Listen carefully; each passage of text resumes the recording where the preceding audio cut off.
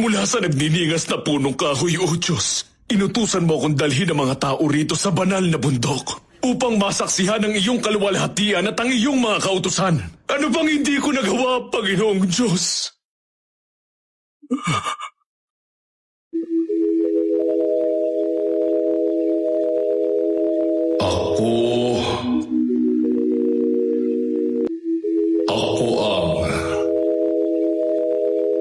Ako ang Panginoon mong Diyos.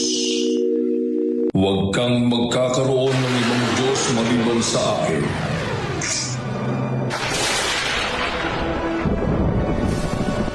Huwag kang gagawa ng kahit anumang larawang inanyuan.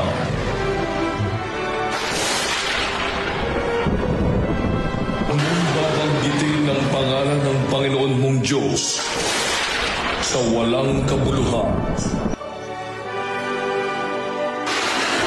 Alalahanin mo ang araw ng Sabat upang ipamili.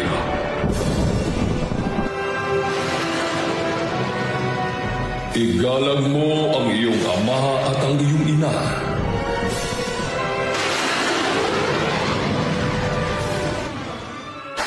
Huwag kang papatay.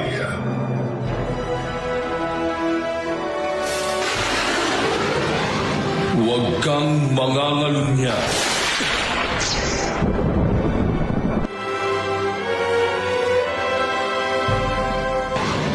Huwag kang magnanakaw.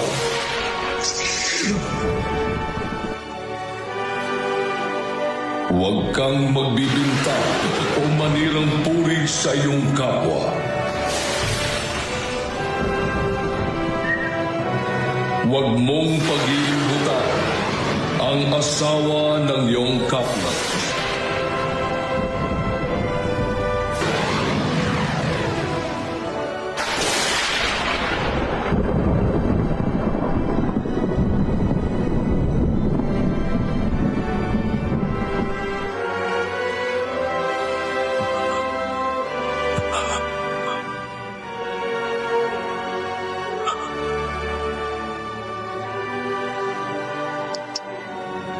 Ito ay isinulat ng kamay ng Diyos.